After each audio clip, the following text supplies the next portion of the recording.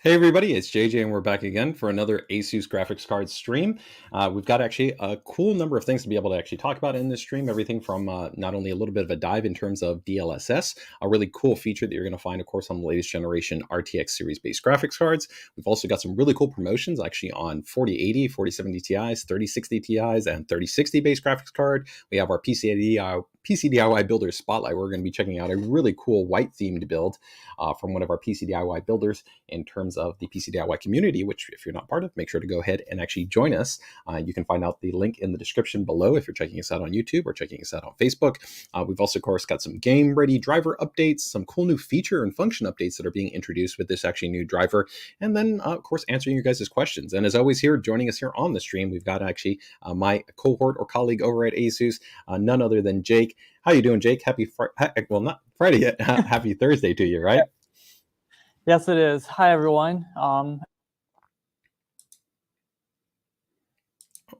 I think you're on mute there, Jake. So just go ahead and just make sure you're sounding good there.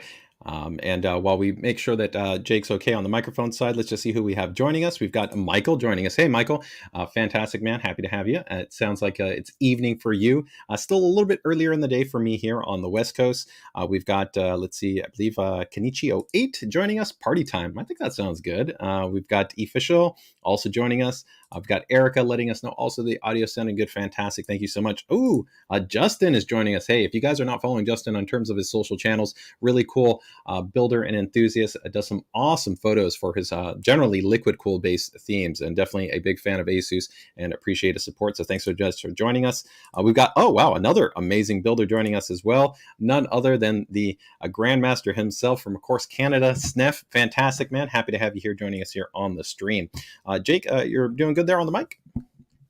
Yes, finally got it fixed. No more technical difficulties. Hi, everyone. Right, sounds good. Sounds good. So I think we've got a little bit of recap in terms of what we got going on, but let's get ready to go ahead and just jump straight into it. What do you say, Jake? Absolutely. So JJ kind of already went through our topics for today. DLSS 3 is going to be the big talking point, but before we get into that, we'll actually start with the Game Ready driver. This is going to be 531.18, and ironically enough, it's also touching on DLSS 3. So for any of you who are just joining, we always want to start off with talking about some of the updates, because a lot of these updates that are coming out aren't just for slight bug fixes or maybe incremental performance boosts. There are going to be a lot of addition of features these days. So DLSS 3, and even for some older titles, DLSS 2 can be added to these, or say RTX. So it's always important to be keeping an eye out for what updates are kind of coming out, especially if there's a new game such as Atomic Heart or Sons of the Forest that are coming out that you might be excited for. That's the whole point of the Game Ready drivers, is to literally get you ready for the game. And so with the launch of this one, there's been a lot of priority for a game that I think came out, is it maybe 2 weeks old now, JJ, Atomic Heart? Yeah, I think, I mean, definitely the hype was long running, of course, because not only in terms of the development studio, but some really cool things in terms, I think, of the story and, of course, the world design and, of course, the graphics engine. But yeah, I think it's been just about 2 weeks in terms of its release. Yeah, that sounds about right. And from my understanding, there actually is going to be continued updates to improve some of the features. They've really packed a lot into this game, from the ray tracing aspect to DLSS 3, which is still newish, especially from the technology aspect. So it'll be interesting to see how that continues to evolve. There's also another one coming out that, from all appearances, they're going to be packing a lot of their tech into, with Reflex and DLSS being two of the key points, and that's the finals closed beta. Actually, why don't you run that? I mean, we can mute the audio, but why don't you run the trailer there? This is pretty cool. I'd love to see what your guys' thoughts on there. This is it's actually a free-to-play title. I've actually been checking this out. It's kind of interesting. If you guys are maybe fans of Payday, it's kind of got some Payday-ish kind of vibes, right? So the whole thing is that I think it's a 4-player team, right? And kind of the whole concept is essentially uber destruction. So we're talking like massive destruction in terms of the world environments, which will of course make the overall kind of experience really dynamic and really fast paced. There's going to be RTX global illumination, which is being baked in, which is going to be pretty interesting. And then kind of the whole goal is essentially to collect the loot, to bank the loot, right, and ultimately have the highest cash score at the end of the time frame, right? And that's ultimately who's going to be the winner.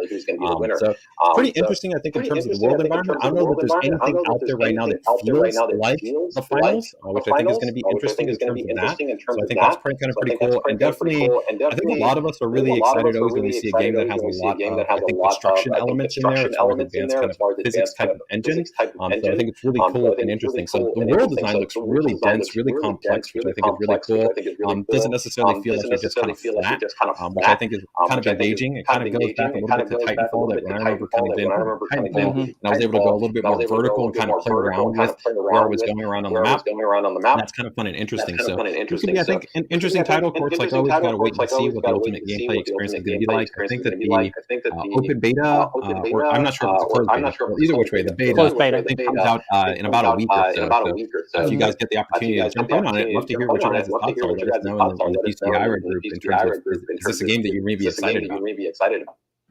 Yeah, absolutely. Like you said, it gives me a lot of vibes of Titanfall. And I don't know if you ever played some of the old Red Faction games. A lot of the environment was very destructible in those. And then I think it was Battlefield series has had a lot of destructible elements. So there's a lot that's kind of packed into this with, as JJ mentioned, this kind of Payday-esque style for the gameplay itself. So I'm really curious to see how they mesh a lot of these together and how they are incorporating some of the technology. Some games like this, even if the game itself doesn't end up being, say, absolute peak gameplay game of the year type material, it's always really interesting to see where they're pushing the envelope and how those features might appear in subsequent games. So that's definitely one to keep an eye out on. The other two big points from this one are actually going to be updates to, if you haven't heard about it, Hi-Fi Rush, which is a little bit more of an indie type game, but the interest around it for those who have played it has actually been very promising. It's been very well rated, has a bit of a rhythm aspect to it, but they have added DLSS 2 to that, for example. And then you've also got Sons of the Forest is another DLSS 2 title that's recently come out and is in early access, but there's been a lot of kind of hype around that as well, since I think the last similar game to it was probably Ark, which is definitely kind of becoming a dated title at this point. And then you do have a few older titles like PlanetSide 2, Hello Neighbor 2, which I think might be fairly new and just recently released, and then Wanted Dead as well. So again, always be checking out for new updates and seeing, even if it's a game that you may not have played before or may have played before but has some good replay value, a lot of these are continuing to be updated over time. And then I don't know if JJ has gotten to test this one out yet, but they've also finally launched the Super Resolution to pair with mostly running through like Chrome or Edge for your like videos to kind of help upscale and improve the quality of that. Have you gotten to try that out yet, JJ? Yeah, I've actually tried it. I think it's a pretty interesting technology. I think one of the main things that you kind of want to be mindful of for this type of kind of tech is going to be that it is going to be limited on the actual GPU support. So it's going to be 40 series and 30 series. And then I believe 20 series is going to be coming in a future driver release. It's not right now currently available, but it is pretty easy in terms of actually enabling it. All you have to do is actually go into your control panel. Let me see if I can actually share you guys and let you see actually what it would look like in terms of the options. Pretty straightforward. So let's see it here. If we open up kind of desktop UI, once you install the latest driver, all you're going to need to do is actually just head over here into the audio video settings, and then you can just go ahead and enable, where you can see right there, RTX video enhancement. You have different options essentially, which will kind of influence the actual scaler that they have in place to help to go ahead and improve the overall sharpness and fidelity. But it's very easy for essentially you to take advantage on. Now, I think the greatest benefit is going to be for people that are going to be on a little bit more of a compressed kind of internet pipeline. So maybe if you're maybe running like probably sub 25 megabits, you tend to maybe more frequently kind of maybe watch content in 720p, and then you can take advantage of the upscaling. You'll probably notice more sharpness in there. 1080p, depending on course on the bit rate and the quality, could definitely be sharper. But the cool thing is that since this is a global based processing technology, you could see benefits across the board.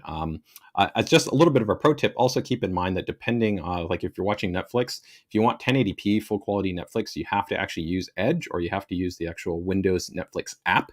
So if you're actually like watching Netflix inside of like Chrome, take for instance, that'll actually limit your resolution to 720p. So for some reason, maybe you only want to watch it inside of Chrome. This could also be an interesting way to see how the improvement comes. And they've actually had this feature for a pretty long time inside of the NVIDIA Shield TV. It's been a kind of an AI-based upsampling technology that they have that a lot of people have actually really appreciated, being able to offer a sharper image quality. So pretty cool. So overall, I think it's a pretty interesting feature, really easy one to go ahead and enable. So you can download the driver, try it out. Again, whether you're on a 40 series or 30 series, you can go ahead and take advantage of this. And like I said, 20 series probably be coming in the not too distant future once they go ahead and finalize driver development on that side. Absolutely. And again, just a friendly reminder that, and kind of actually touching on some of the stuff we've dealt with the GPU tweak before, how some people like me are a little bit less willing to deep dive into the tech. So having kind of one click options are always really nice to have. This also does the optimizing. So if you've ever used GeForce Experience, you'll know that a lot of the games these days have one-click settings for it. And with that, some of these games, such as Atomic Heart, Company of Heroes 3, which I know JJ mentioned, I think, a couple weeks ago that he was pretty hyped for. And then Hogwarts Legacy, for example, all of these are getting, and then some of the Forest, they're all getting that kind of one-touch optimization. Definitely something to make use of if you're just wanting to be able to quickly get into the game and not have to worry a lot about tweaking every single setting to kind of min-max everything.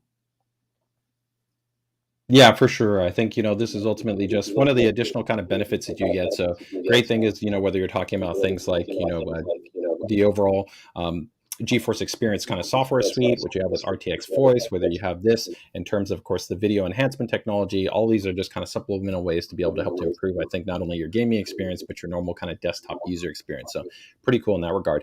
I always also do like to bring up, guys, that do keep in mind that outside of the general kind of game updates and kind of feature updates, always make sure that you're also checking out, I think, the release note information. I know a lot of us, we can occasionally kind of run into issues with our systems, and NVIDIA is really great at documenting their known issues in their release notes, but it's not something you immediately see on the primary page when you download the drivers. So when you go ahead and download the release load information, you can actually check to see if there's maybe an open known issue. An example right here is you can see like toggling HDR off and, toggling HDR on and off in games causes game stability issues when non-native resolution is utilized. So an example could be like you maybe have a 4K monitor, but you're running at 1440p for some reason, right? You can also see monitor may beefy flicker on waking from display sleep if dynamic super resolution is enabled, right? And so this can actually be useful because just sometimes you may run into a problem and you might think maybe it's a fault within the hardware, and it could just be something that's software related. This is also part of the reason why there's always value at kind of checking the driver updates. Doesn't mean that you should necessarily always update every single time. If your system's running generally stable and reliably without any issues, generally the kind of think of the rule of thumb is if it's broke, don't fix it. But a lot of times, with a lot of the game ready driver updates, they're going to be beneficial at giving you better performance, exposing new features, and of course, if you're playing new games, really critical to be able to ensure the best experience. Absolutely agreed. I've also went ahead and dropped a link in the chat for anyone who wants to check out the finals. The closed beta that was mentioned, that opens up very soon. And there is the opportunity for people to go and sign up and potentially have the chance to play that early.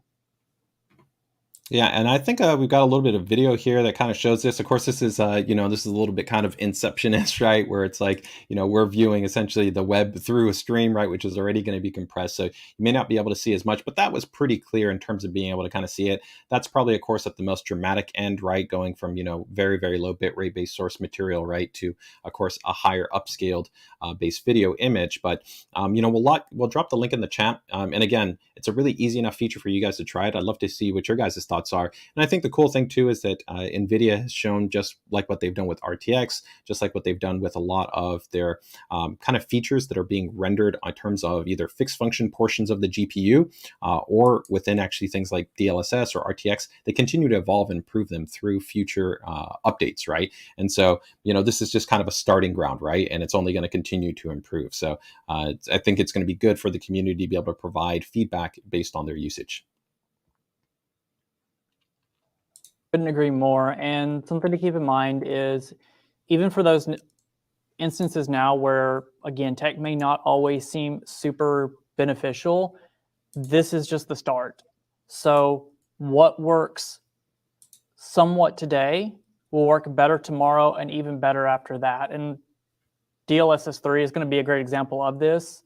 I don't know how many people would have remembered when it started, but it was neat, but it didn't always do a whole lot. And so later in the stream, when we get into this, that'll be a good example that stuff like super resolution, even now when it may not always help a lot with the video, this is just the start. And technology will always continue to evolve and improve. And so new things are worth being excited about, if not for today, for what you're going to be able to experience tomorrow or the next year. Definitely. So I think that probably covers most of, I think, the updates that are applicable to the Game Ready driver update. Or is there anything else that we're missing there? No, I think that covers everything for those of us just curious about the gaming news. We Yeah, do for sure. And have I've some gone at ahead the and also dropped in the chat there a link to the video as well as a little bit more information there. There's also a really cool post if you guys actually want to find out a little bit more about how actually some of this upsampling technology works. It's pretty cool. You can actually see additional kind of information. Take, for instance, right here, if you want to talk about like what's called like the input frame and then actually how the bicubic upsampling works. A lot of these options actually are exposed in different types of encoders or different types of filters. Like on the HTPC community, there was something called like a MAD filter that I love to run on a lot of different types of content. A lot of these advanced AI-based filters have actually been available and they've kind of been community-based initiatives. So it's really cool to be able to see NVIDIA be able to leverage, of course, their deep R&D capabilities and put this natively into an easy to enable essentially function within the driver level. But if you're looking to essentially find out a bit more in terms of how it works, those details, some kind of comparative information, you can actually check out this blog post. It's pretty cool. So what else we got, now. Jake? Well, we actually have some partner news. So for those of you who have may have been a little bit space limited with your cables for the new RTX 40 series, Cable Mods graciously provided a very nice looking solution for this. And if you haven't seen it yet, it came out just about a week ago. They've been discussing it for a while, but it's just new angled adapters, and they come in a slim profile to make it more compatible with some of these smaller cases. Probably the O11 comes to mind immediately. Yeah, definitely.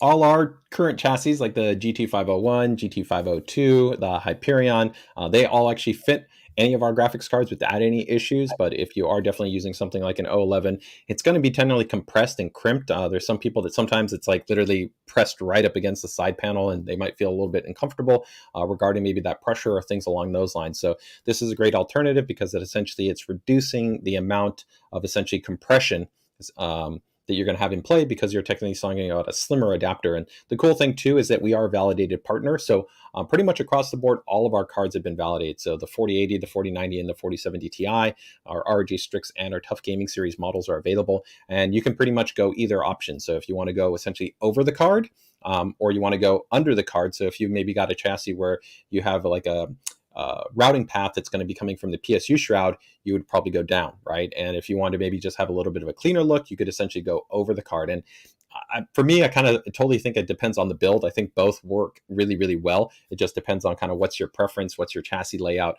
kind of things along those lines. Also, I'm a really big fan that Cable Mod also put these out in a wide variety of colors. So you've got everything from yellow to red to blues, all kinds of different types of options that are available to you. So that's really, really cool there. Yeah, it's a shame that they don't have the colors on this page.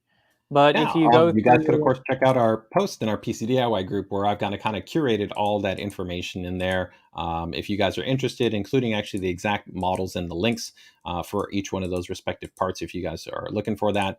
Let me see if I can bring it up here quickly. I think I have it up here. Yeah.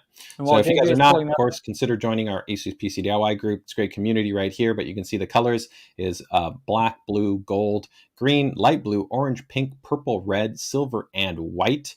You can see right here, looks great. So they pretty much got just about every color. Of course, black is timeless. It's going to go with everything. So that's kind of the safe option right there. And white, of course, for all those white theme builds, and especially if you got a white series Strix graphics card, of course, would also perfectly complement. But I'm really digging all of these right here. The red is super on point. That blue's really, really nice. Goes, I think, really, really nicely with black or white. That green, similarly, I think is really on point. And that yellow, it's beautiful. I love that yellow. Agree completely. And side shout out that if you are in the market for picking up a new GPU, new PSU, and everything else, because new GPUs, higher wattage, etc., don't forget that things like the Thor power supplies, and I believe the Strix as well, still come with the Cable Mod coupon. So it's the perfect time to update all your cables, grab the angled adapter if you need it, and be not only fully set up to game and have a little bit easier building experience, but also make it look prettier. So Michael, I think, has a question. Do these adapters take away the warranty? No, the use of adapters or even custom cables don't negate a warranty, at least for ASUS series graphics cards. As always, though, we do put a little bit of stipulation behind anything along those lines. And the reason being is that there's always going to be an element, right, of potential end user installation error, right? So we're never going to cover essentially something that's indirect, direct, or accidental based damage, right? So if inadvertently you damage something when you're installing the cable, and that could, of course, happen with the factory cable that comes from your power supply, or it could be this aftermarket adapter. That's not something that'd be covered. But if everything is done essentially in accordance with essentially all guided documentation, there shouldn't be any issues in that regard. Michael has a question about colors. No, the colors that JJ mentioned are the only ones available. So unless you're considering, say, like the yellow being brighter as neon, then there's no like super fluorescent colors at this time. That said, from what I've seen, it does look like they would be fairly easy to paint. So if you want to mod one, go for it. Yeah, but who knows? The painting could void your warranty with Cable Mod. So I would probably, check with Cable Mod on that one. And Cable Mod's also really good about, I think, catering to kind of the community. So if it's something I guess you guys really, really, really want, probably reach out to them and let them know that there's interest in there. And, I wouldn't necessarily say it's a guarantee, but, if they get enough feedback, they would probably consider maybe producing something, right? So overall, just something to keep in mind, but definitely a cool partner update. Glad somebody was able to get the white cards we were talking about earlier. Again, always a fan of those. Very cool. And what else do we got? Well, actually, on the subject of white cards, we do have some promos coming up for this month.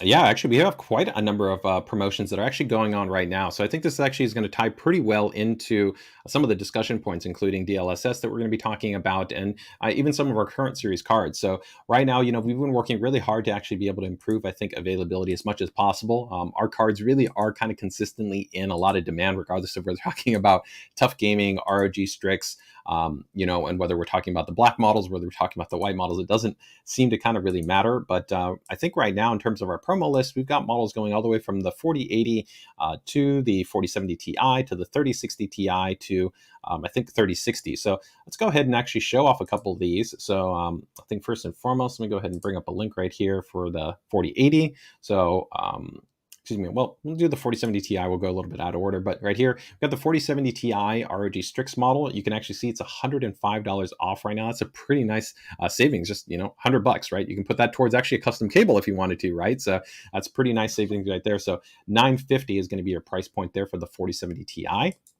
Tough gaming, if you want to jump up to essentially even a higher level of performance, I'm a really big fan of 4070 Ti I think is a really, really great card. 4080 though really, really shines, especially of course if you really want to get into native 4K based gaming. Definitely going to be an option, although it all depends on the gameplay, because a 4070 Ti could also easily be talking about 4K gaming for something like Overwatch and many other gaming titles. It really just depends on what's the game engine, what's the image quality settings that you're going to be applying, right?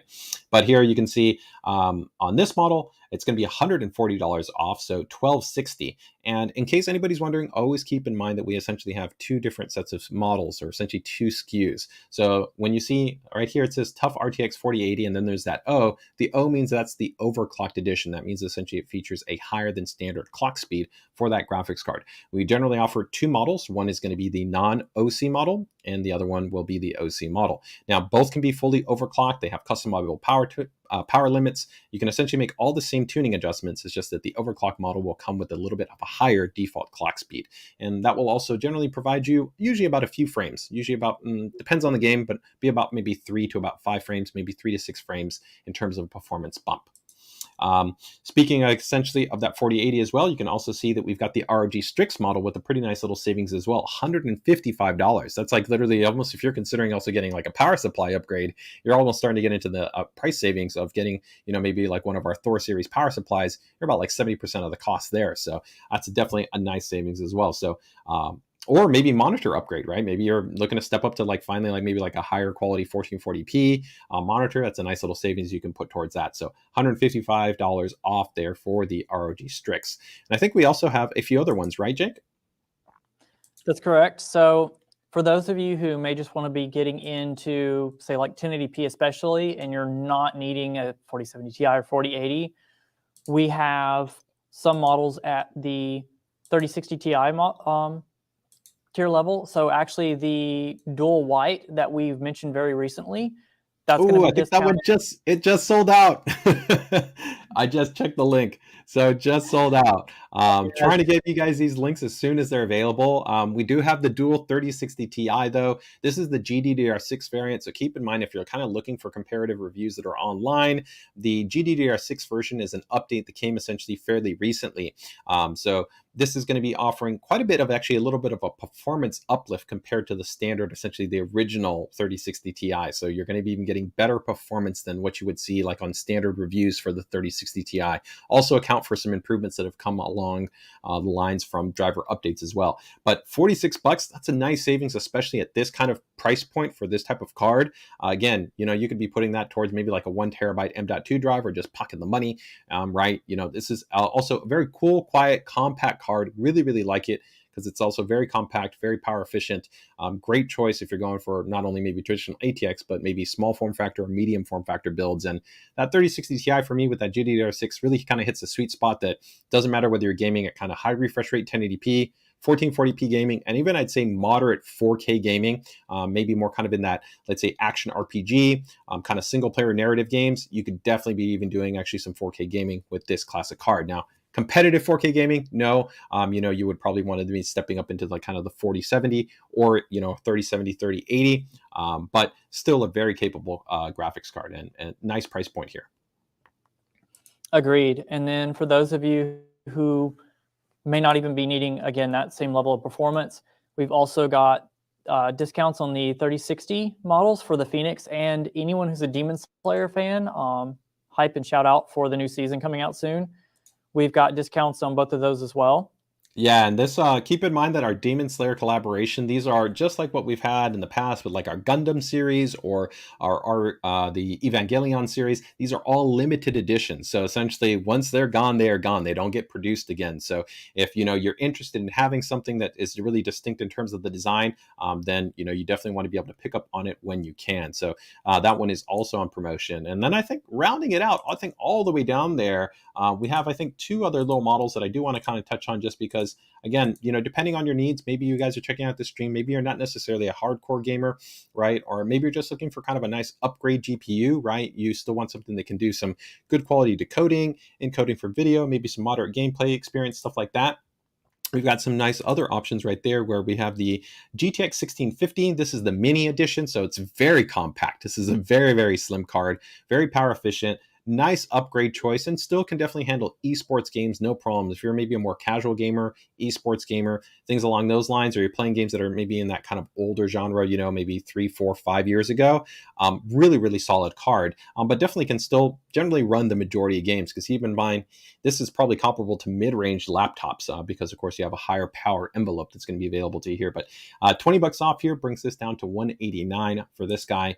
And then also, again, on that more entry-level side in terms of gaming discount right here, we have the Phoenix RTX 3060 V2. We don't usually talk too much about the Phoenix series. I think, what was it? 2-3 streams ago, we actually talked about the series of ASUS graphics cards. So we actually covered all of our series. If you guys don't know, everything from ROG Strix to Tough Gaming to Dual to KO to Phoenix, right? Turbo, we talked about them all so you can have a better understanding of our cards. But the Phoenix is a really great option if you're, again, looking for something that's compact, really easy to work with in terms of its dimensions and its overall footprint. And again, 3060, very capable, right? And a modern-based GPU. So this is definitely going to run you quite some time if you're just looking for like a good, competent, I'd say desktop performance-oriented GPU, but definitely still has some gaming capabilities. Absolutely. And something like that is perfect for those HTPC type setups where you're just looking for that easy to run kind of couch co-op gaming, and you need something small that's going to go in the entertainment center. So that's a big reason. I think we had a question on the 4090 Strix. Yes, we did actually have a promo on it, but it already sold out. Again, it pays if you guys are not to essentially be part of our PCDIY group. If you guys also have not, you do want to take advantage of our text notification system. I'm going to go ahead and drop some of these links in the chat. There may be a timeout period on some of these, so I don't know if all of these links are going to be able to get in there. I will go ahead and drop those that I can. But let me see if I can quickly bring up our text notification number. And so again, if you guys are part of our ASUS PCDIY group, this is a great option for you to essentially find out about when things are essentially in stock.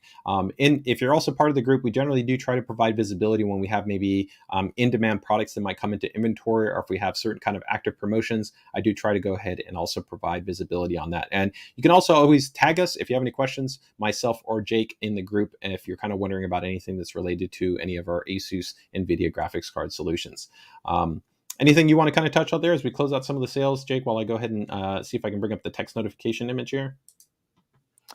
No, I think you've covered everything for our deals and promos. As you already mentioned, we actually have had a little bit more, but unfortunately they're already selling out. So definitely, as JJ is about to share with you, keep up to date in all the ways you can so that when those deals do pop up, you can be first in line to kind of jump on them before they're already gone.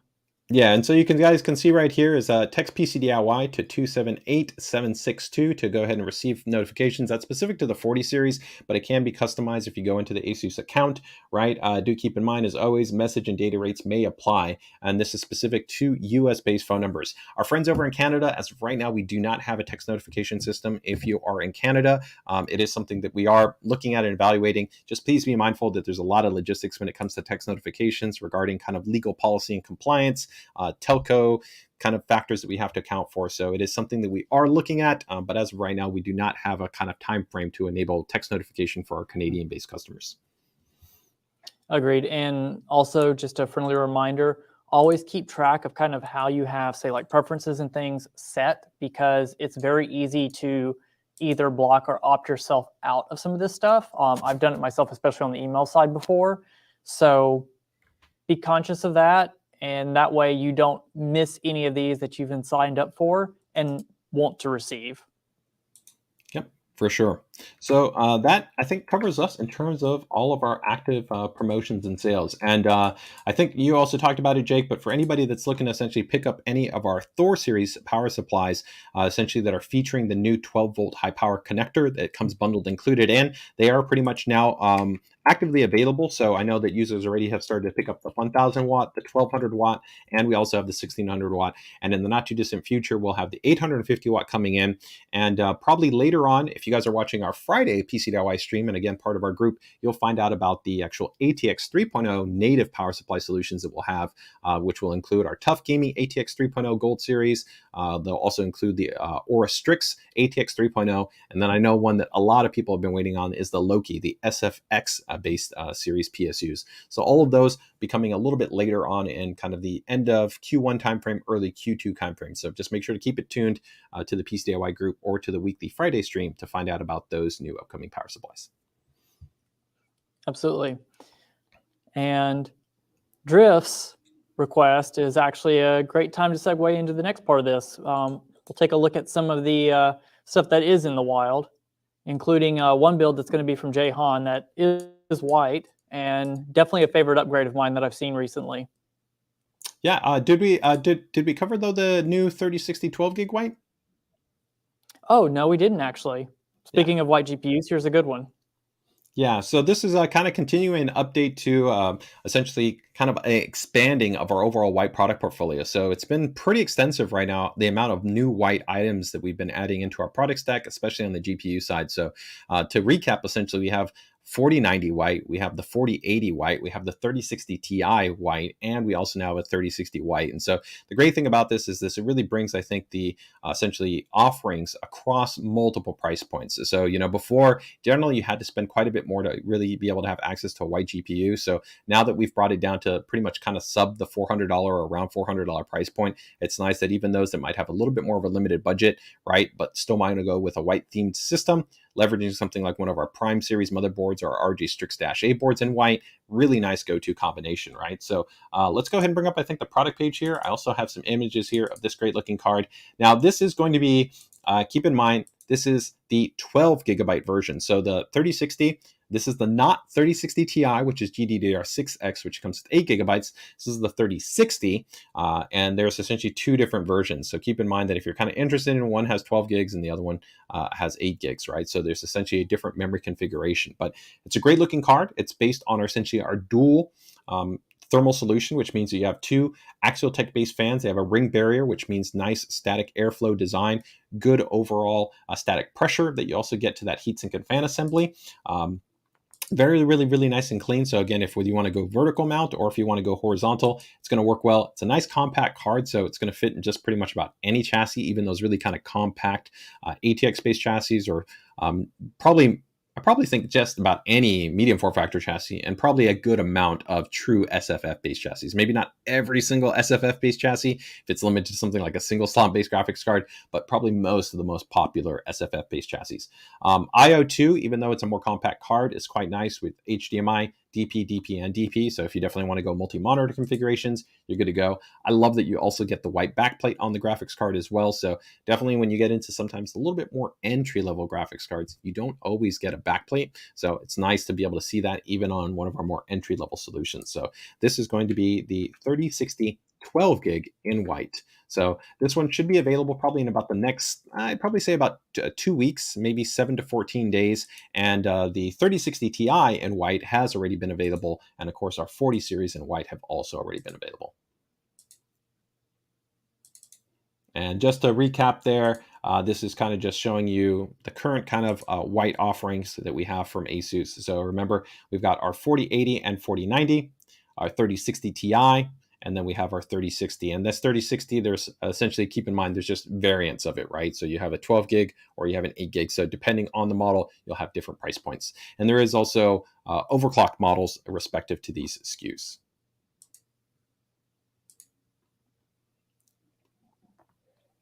Overall, which board do you think you'd pair this with, Jake? Definitely Prime series. I mean, the Prime's always kind of carried that silver and white aesthetic, and you're talking about something like the 3060 and then a perfect pairing to the Prime AP201. I kind of think that makes sense, and it's hard to beat that combination for what you're looking at there. I would definitely agree. I think Prime, I love the way that the Prime series look, especially with that kind of space theme designed aesthetic. Of course, you could go either route where you could go with something like the Strix. If you guys are not familiar, this is our Prime series. I think it looks fantastic. I really love that kind of space theme design that we have on there, and those silver accents look really nice in that regard. So it complements that. Somebody asking about a router side, feel free to go ahead and tag me in the ASUS PCDIY group. But the GTBE, which is going to be Wi-Fi 7, we're still a bit off from any type of Wi-Fi 7 product. So as always, make sure to just keep it tuned to our featured announcements, where I post essentially the availability for any kind of incoming new products that we'll have available. And I'll also be including that in our product release calendar, which also includes graphics cards if we have any essentially new announcements. But for right now, I think outside of this 3060 12 gig, pretty much every single graphics card that we've announced has gone ahead and been released, probably with the one exception of the Noctua. So we do have an upcoming 40 series Noctua graphics card, which again, if you guys are joining the group and you guys are watching this weekly stream, you're definitely going to find out about the Noctua card when we go ahead and release it. Yeah, I'm very hyped about that one. I can't wait to see the final iteration and everything. Yeah, they do sell out fast. I know it's really hard. Trust me, guys. I can't give you numbers, but we are making more graphics cards than we ever have. It's just hard to keep up with the demand. There's a lot of people that really love the cards, and I think that we've done an amazing job relative to kind of our features, functions, and design. Outstanding thermal performance. These cards are super cool. They're quiet. They're fast. And they look great. So all the way around, it's hard, but we're definitely doing our best. And rest assured, just keep monitoring any respective e-tailers or kind of channel partners that you're interested in. The only recommendation I make is please just try to be mindful of first-party e-tailers. So whether you're buying straight from the ASUS store or Amazon or Newegg, if they have a marketplace, I recommend only buying from the first-party e-tailer. So Amazon would be ship and sold by Amazon or ship and sold by Newegg. Generally, if you're looking at something in the marketplace, they could be potentially buying from a North American ASUS distributor, but many times they could be importing the graphics card. There could be other variables. And if it's also imported, there could be actually considerations in regard to your warranty, which could be quite difficult for you. So ideally, you want to make sure that you're buying a North American, essentially, serial number product, right? And the best way to do that is by buying from approved resellers and e-tailers and brick and mortar partners. So that would include also brick and mortar partners like Central Computers or Micro Center or whatnot. All right. Absolutely. So what do we got going on? that is, I think that's it for new stuff. I think now's a good time to address Drift Eric's comment about wanting to see some white builds out in the wild. Yeah, yeah, I think we've got a pretty cool one, right? Absolutely. If y'all, again, aren't part of the PCDIY group, definitely join. It's an excellent place not to just get the information that we have, but we've got a lot of talented builder. There's not just like the modders that we have that might be kind of considered, professionals with this, but even a lot of the builds from just the community itself and the general, just a general user. A lot of people put a lot of work and time into these builds, and they turn out honestly gorgeous. Yeah, no, I And 100% agree. And I think the other cool thing about our group is I really, one of the things that we put in our group, I think questionnaire when you join the group is like, why are you joining? And I definitely say that maybe one of the highest percentage kind of checkbox that people do is inspiration. They're looking kind of for reference on how do people do their build, right? How do they approach the layout? What was kind of this, aesthetic stylized choice? How did they maybe solve this kind of pain point in terms of routing something? Or should they go with this distro configuration? Should they run this type of tubing? Should they kind of go with this type of overclocked option, or which kind of component makes more sense or whatever? So I think that's a really great thing about our communities. We have a lot of great people, including ourselves, that can provide you insight and guidance. And like I said, there's just a lot of great builds that I would say literally we're getting new builds almost on a daily basis. They get posted that allow you to kind of consistently just see what cool things people are doing with their systems. So yeah, agreed. right here, I think we can already see it. Very, very cool looking build. I think right off the bat, of course, we can see this is a white themed build, right? Tried and true. It's Definitely got that white. very kind of glacier type of vibe to it, where you get not only the white, but you also get some blue tones, which I think looks really, really nice when you're talking about a white themed system. Here we're going with, of course, hard tubing. So you have, of course, a more kind of structured and refined kind of aesthetic in terms of that layout. I sometimes like a little bit more of a kind of curved layout, but overall, it's really cool. I also like the choice here that they went with a Fantex block, which you don't necessarily see as common as I think is, maybe like EK. I know Jake previously actually used to work at EK, so I know he's a fan there. But I really like Fantex blocks. I've had for actually one of my personal builds. I actually ran Fantex block for the CPU and for the GPU configuration. I really liked the design aesthetic that they brought. It has, I'd say, a little bit more of a modern styling. It's still not overtly heavy, but it has a little bit more of a distinctive styling that is very unique to Fantex. When you see their block, it's like, I know that that's a Fantex block. And I like their kind of design approach there. What are your thoughts overall on the build?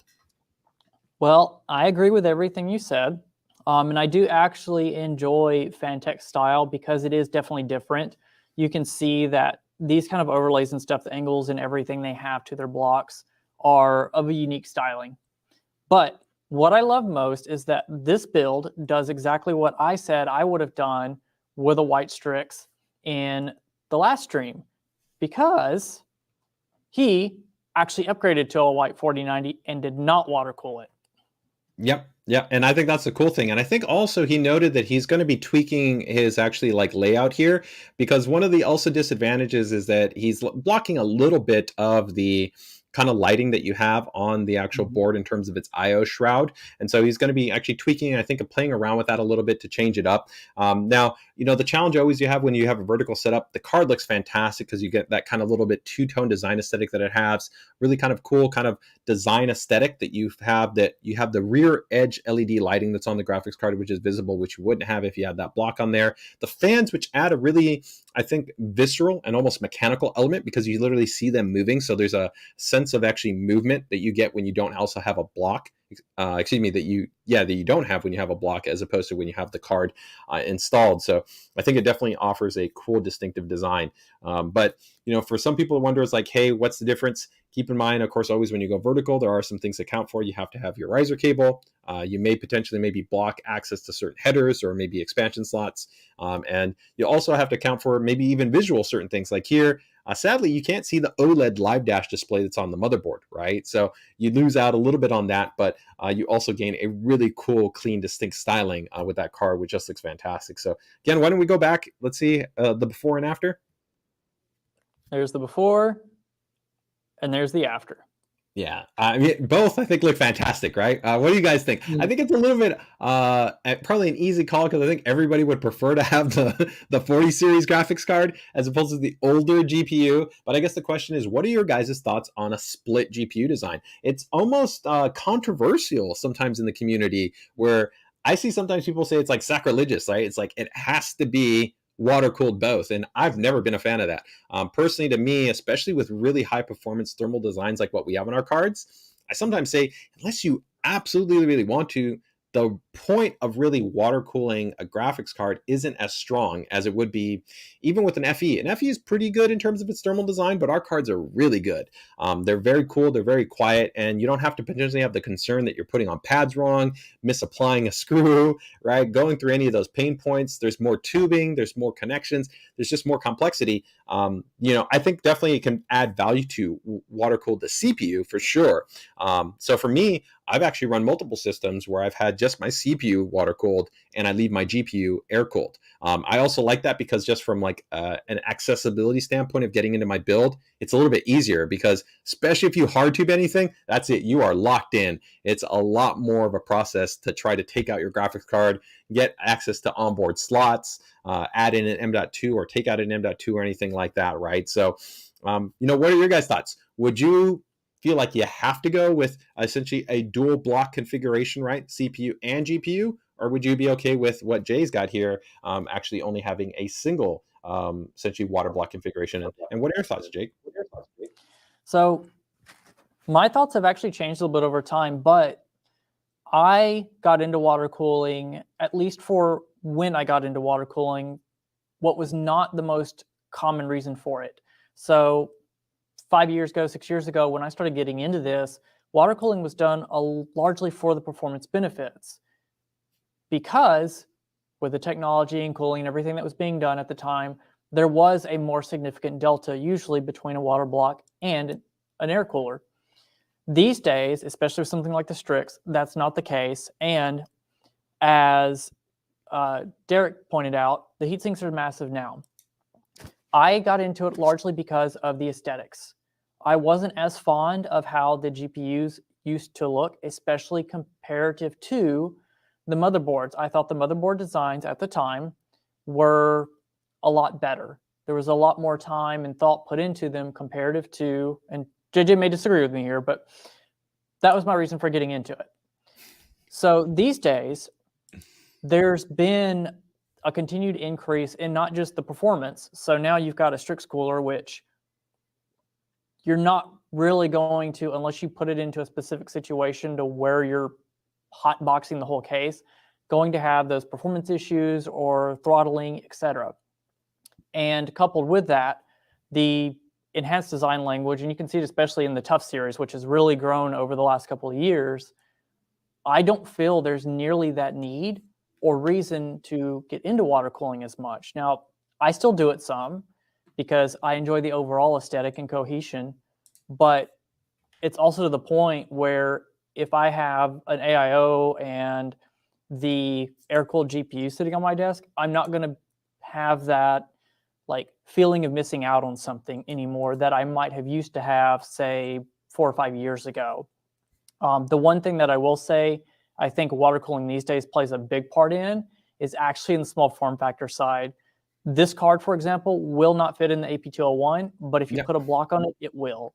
So especially if you're looking for size constraints, water cooling is still the way to go for that.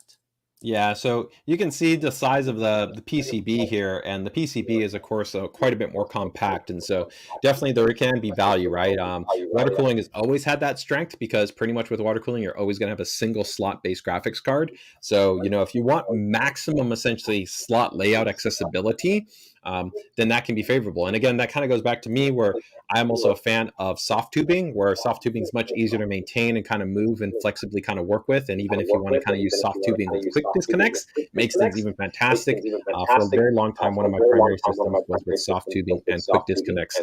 And that made it really easy where I could just move that, still have access to everything on the board and have only a single slot occupied. So I'm actually going to interject a comment real quick. Apparently, the White Strix 4090s are on Newegg right now as we speak. And looking really quickly, it seems like they are.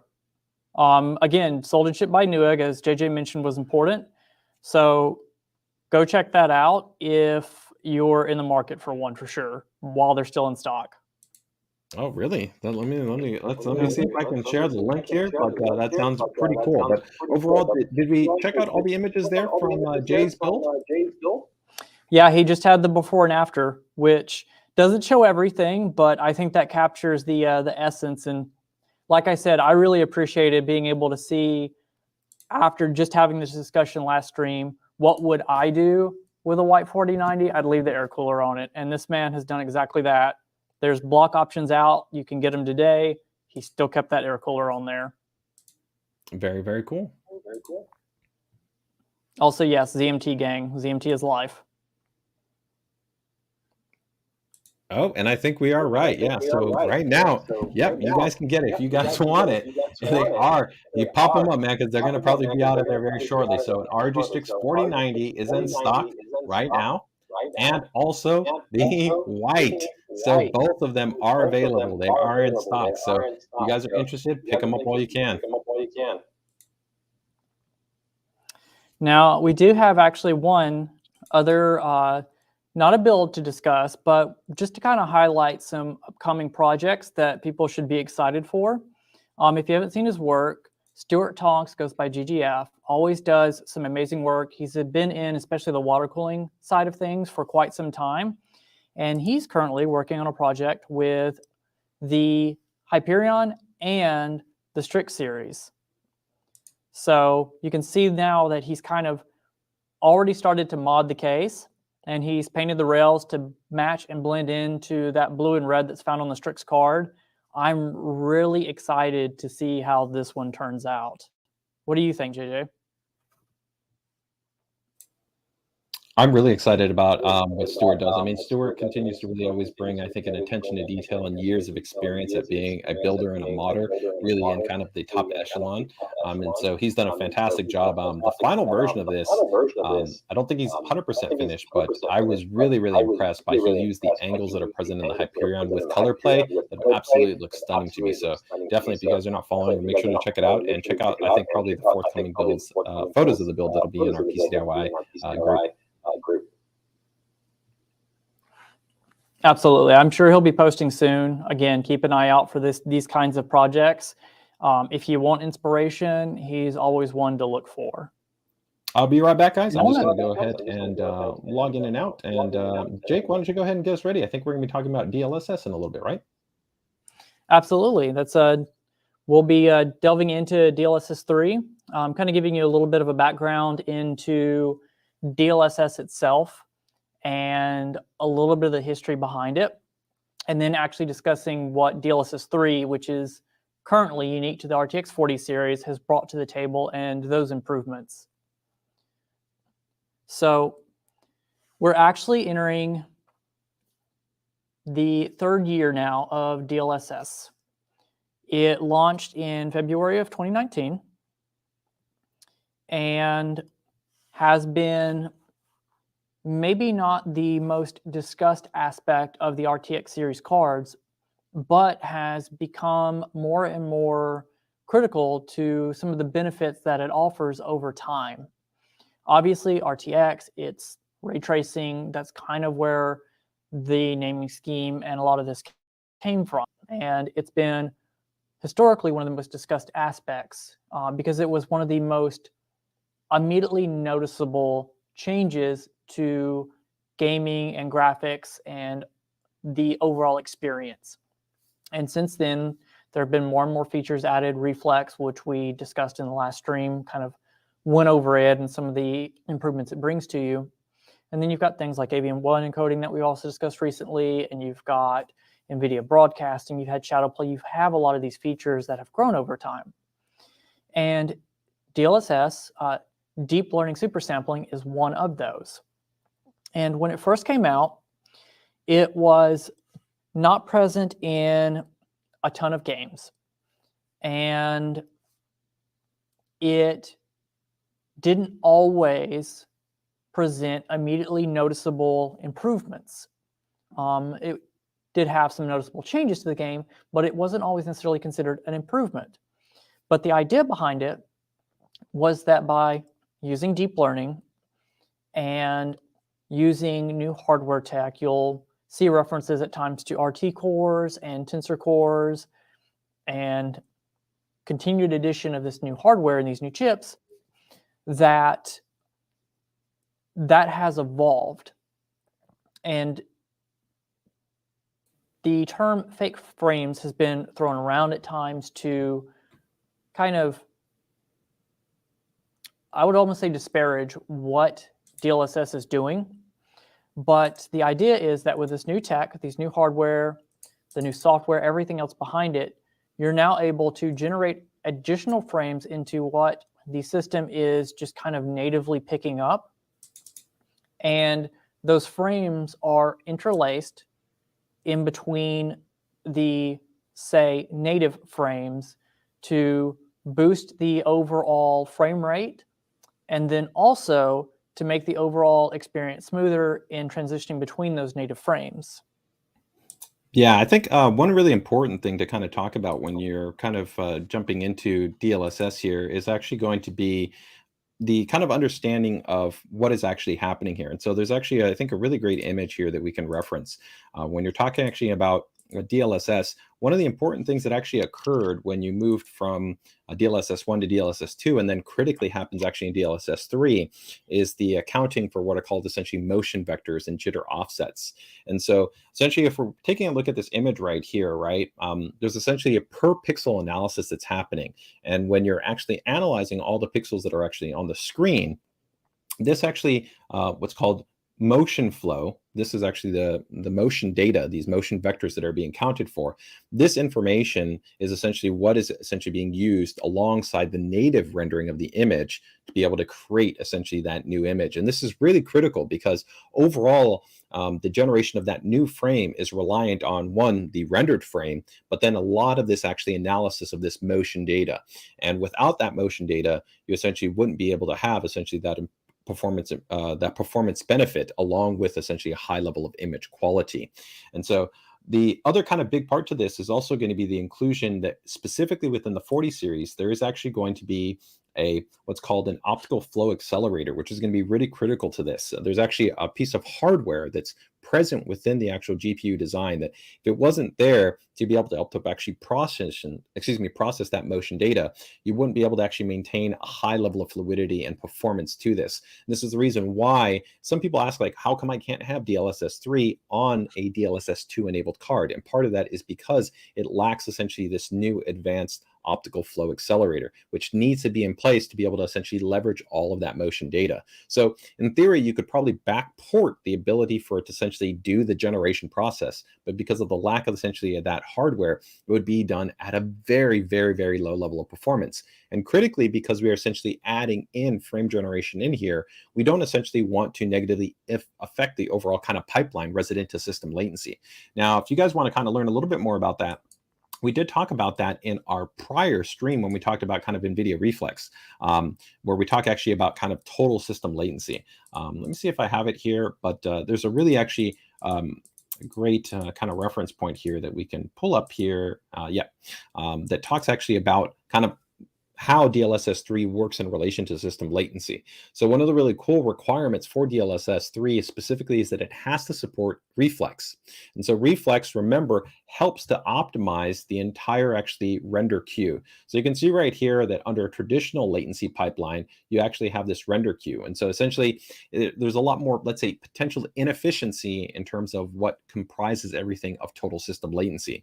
When you essentially have NVIDIA Reflex, because we're bringing down that total system latency, we're dealing with a significantly improved timeline, the amount of time that's required for actually rendering. And because of that, that means that even though we're adding in this frame generation, which in itself adds latency, we're actually bringing down generally that target to be below that of essentially a system that wasn't running with NVIDIA Reflex. So you get a great combination of being able to not only improve the overall performance, have essentially that potential to be able to see even better image quality, right, depending on what you're upsampling from. And then you're also still helping to mitigate those challenges that you have in relation to system latency. So a really important part, don't forget about essentially that when you're talking about toggling this option on, that it comes hand in hand. So even though DLSS 3 might be kind of that big focus in terms of the discussion, it's actually they're kind of happening at the same time with Reflex to be able to provide you that improved experience. So kind of bringing all these things full circle, you have to kind of remember that one, you need that optical flow accelerator, which is going to be critical at taking account for that essentially motion vector data that we talked about. So again, here we've got that motion vector data. And if you didn't have that optical flow accelerator, here's actually an example of the potential negatives that you would have. You could actually see like a lot of this inaccurate information if you didn't actually have that optical flow accelerator. So hopefully that gives you a little bit more context regarding the DLSS 3 implementation.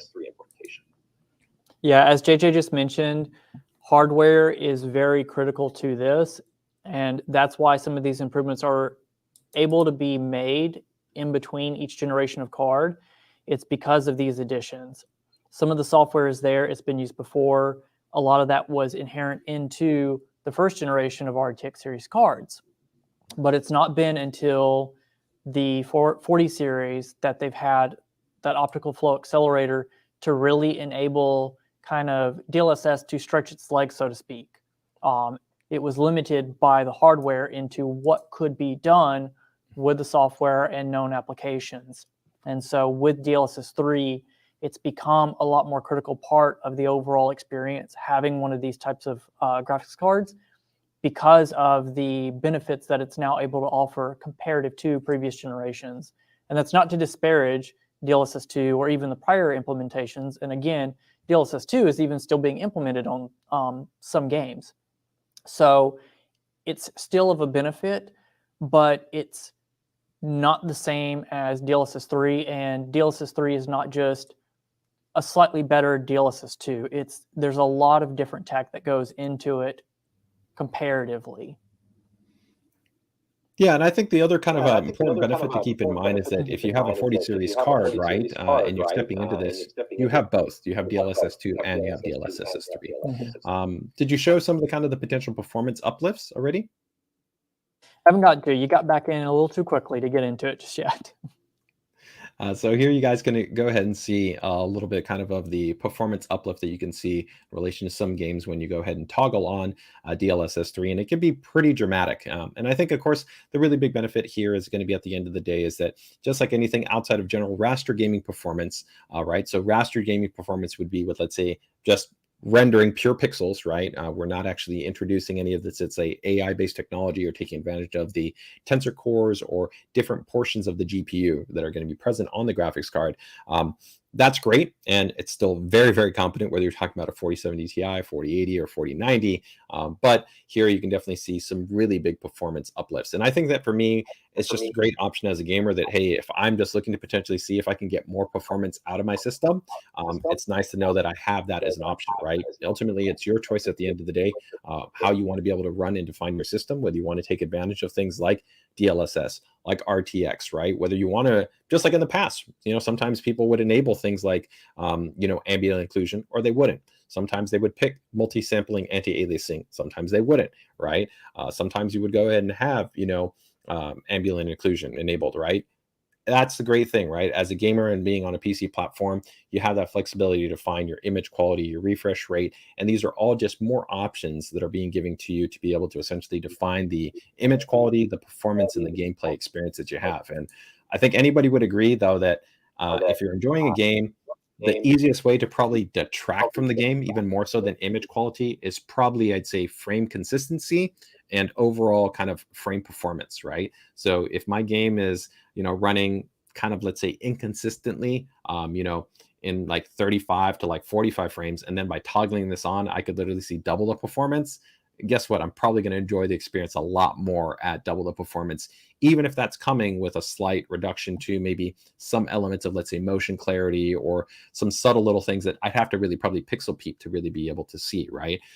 And again, keep in mind with a lot of the machine learning that's happening here consistently, there's always continual improvements that are happening in terms of the image quality performance, right? So we see this happened, of course, with DLSS 2, where, version to version to version, motion vector information, right? Jitter offset information, right? A lot of these things continue to be fine-tuned and optimized for better experience and better rendering performance. And also, even within DLSS's 3 short kind of time frame since the 4D series has launched, we've also seen that continue to actually improve upon, and it's going to continue to improve as well.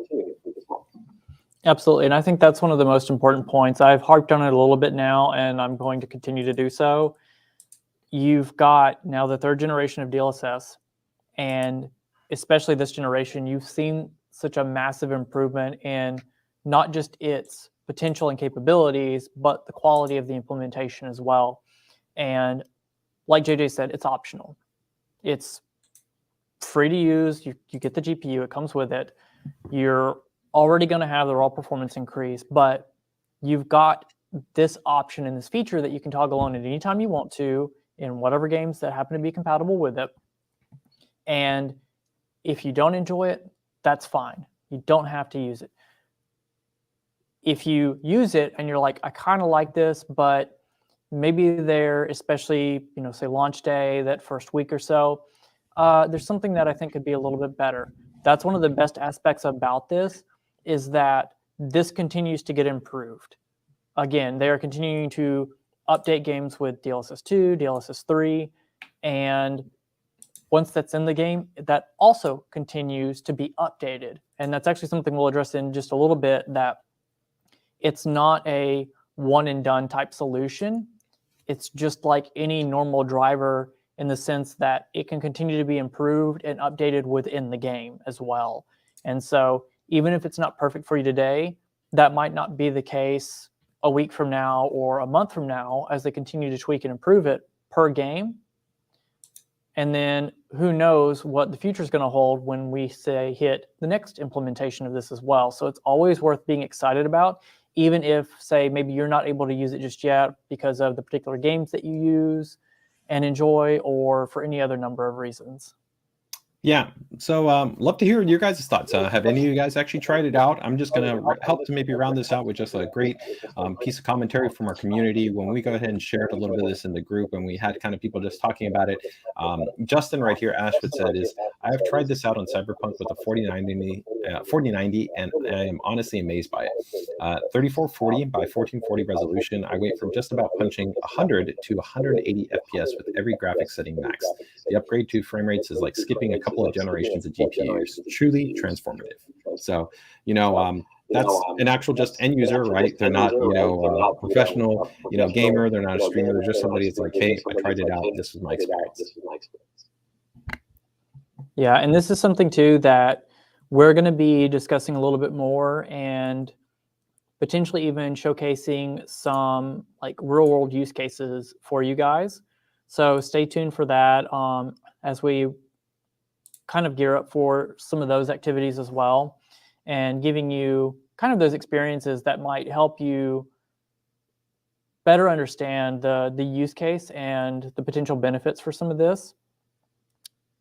And then, like I said, it's part of the benefit of this technology is that it's not a static one and done thing, and you're able to upgrade it over time.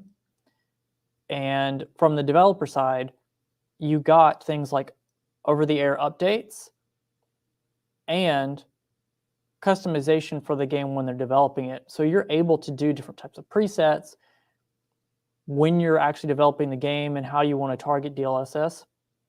And the fact that you can update it over time means that whatever experience you have at the start doesn't mean that that is already hitting the full potential. And I think JJ sharing a commentary about Cyberpunk is probably one of the best examples from real world use to understand when Cyberpunk launched, it did not have DLSS 3.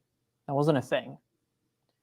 So that got implemented as far as users being able to experience it after the game has launched. And a lot of these other titles that we've talked about, especially with doing the Game Ready driver updates, those are not titles that just launched or that are launching soon. Some of these are older titles. And these are benefits that are now being added to this, that now people are getting to utilize and experience. And Cyberpunk has been honestly a poster child for improvement over time. Where the game was when it launched and where it is now are worlds apart. And the experience you can have now today in a game like that is vastly improved and really showcases some of the benefits and the actual kind of course and potential of gaming in general. Yep, for sure. So overall, definitely a very cool feature and function that's present here. And so again, love your guys' thoughts and concerns. What you think about it? Have you actually tried it out? And again, feel free to go ahead and let us know what you're thinking regarding this feature, and maybe what's the next game you'd like to maybe see it be implemented in. And again, while we're focusing on 3 here, DLSS 2 is definitely very strong and present in a lot of games as well. So I continue to be excited about seeing that in the future as well. Absolutely. It's the fun thing about gaming and tech. There's always something new on the horizon to look forward to and enjoy.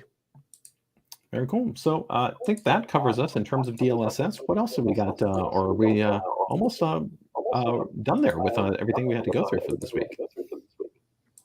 That was the core part for the stream today. We just kind of wanted to give you guys an idea about what DLSS is.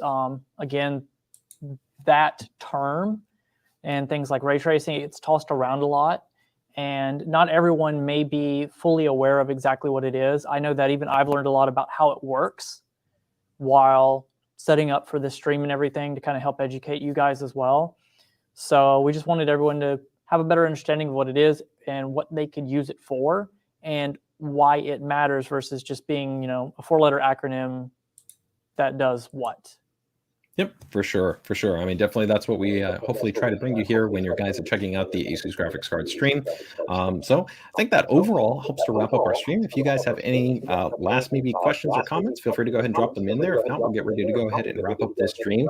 As always, if you guys want to make sure to go ahead and check us out, join us weekly here on Thursdays at 3 p.m. You can also go ahead and check out our weekly PCDIY stream, which happens on Fridays at 3 p.m. as well. And like we talked about a little bit earlier, if you guys are not part of our ASUS PCDIY group, make sure to go ahead and consider joining us in the group. It's a group of over 40,000 members of passionate PCDIY enthusiasts. You'll find the link in the description, whether you're checking us out on Facebook or on YouTube.